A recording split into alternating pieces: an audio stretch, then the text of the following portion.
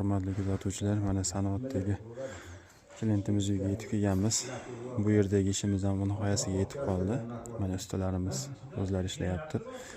Xo'p, bu uyga 100 kvadrat mramor toshlarimizni berdik. Bu toshlarimizni narxini 80 mingdan qilib berganmiz. Xo'p, bu fasad necha pulga tushyapti deganlarga, bu fasadimiz toshlarimiz 80 mingdan, usta haqqi 70 mingdan qatiryapti. 150 mingga xizmat haqqi bilan tosh mahsuloti bo'lsa, unga plus reka, lak, atkoslariga tunka fonlari bilan 190 ming, 200 mingga yetib boryapti.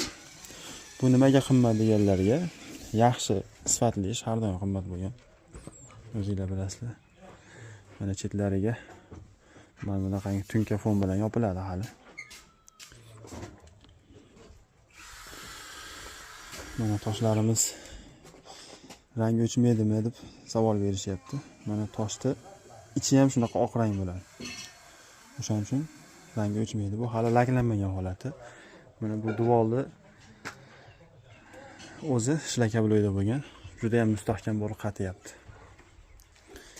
Mana bunaqangi tor joylarga ham ustanovka qilsa bo'ladi buni.